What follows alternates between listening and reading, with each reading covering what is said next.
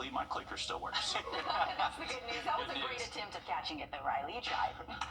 Well, 7 new divers just graduated with the Columbia County Fire Rescue Dive Team. Your First Alert meteorologist Emily Acton caught up with them to see what their mission is going into the summer. That's my goal, is to get this dive team #1 in the state. The addition of 7 new members to the Columbia County Dive Team brings their total to over 40, and there's a lot of water to cover.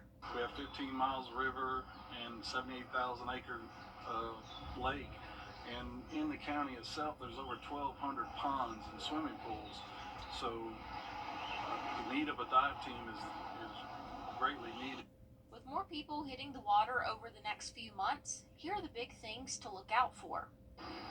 The main thing is watch children, life jackets. We can't stress enough life jackets, especially if they're on a boat. It's a state law. Keeping the community safe is a job they take seriously. It is nothing recreational whatsoever.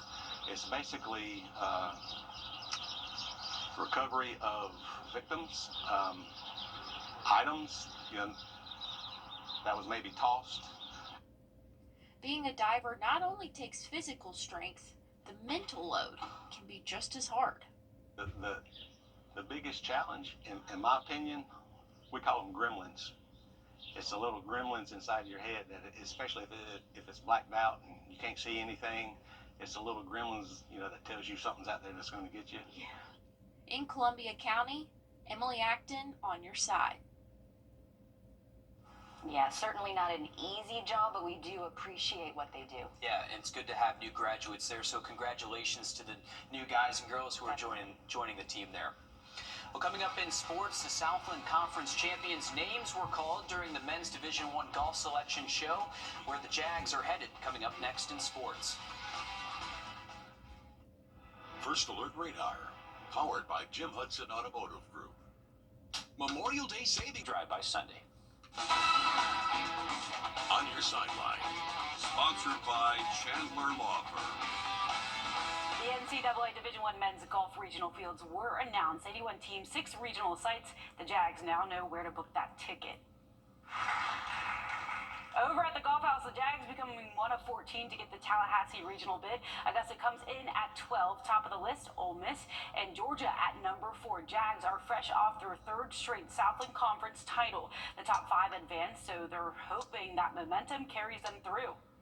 Weeks where we've played well, we've had everybody kind of play well at the same time. In the weeks we've struggled, we've played well 80% of the time, but just didn't finish it off. So I think what gives us confidence is when we have played well, we've shown we can hang with anyone. We definitely have confidence, but we also know we have a lot of work to do. So we've been getting back to work, and we know we've got about a week and a half left of practice, so we've got enough time to try to peak at the right time. The Jags played their best tournament of the year at Florida State's host course. The top individual not on advancing teams will also advance to the NCAA championships. That is at the end of May. The Falcons are paying for the prank big time. The NFL has fined the Atlanta Falcons $250,000 and defensive coordinator Jeff Ulbrich $100,000 over the Shedeur Sanders phone number leak. Jack Ulbrich, the son of newly hired DC, took the phone number of Colorado quarterback Shedeur Sanders off his dad's iPad, using it to prank the prospect during Friday's 2nd and 3rd rounds.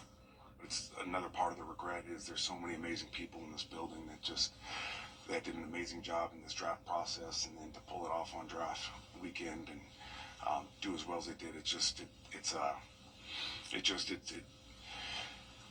hard because those people should be celebrated in these moments, and they probably weren't as much as they should have been.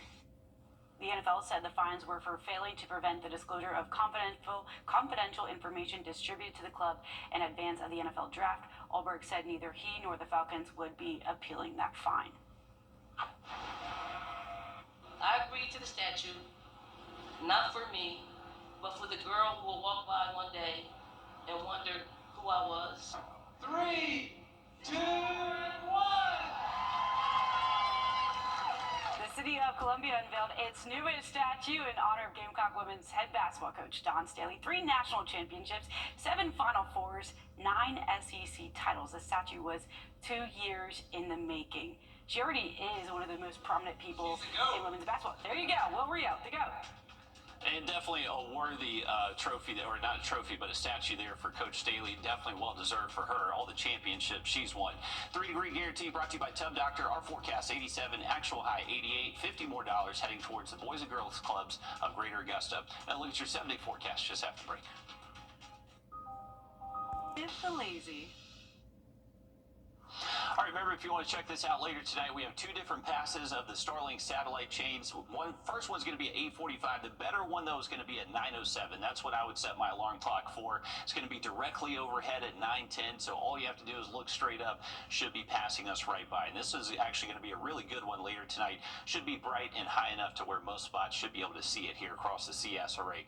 The only thing we don't need is cloud cover. There are a few clouds out there right now. Those should continue to decrease as we head past sunset.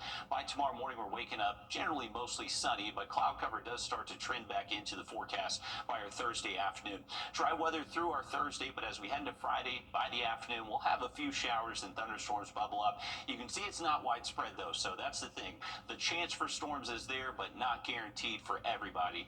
Once we get to Saturday, same general concept, maybe slightly better coverage of storms throughout the day, but once we get to Sunday, we're cooler and looking drier. Thanks for that, Riley. We're back live on 26 News at 7. And for News 12 at 10 and 11 o'clock. Thanks for watching.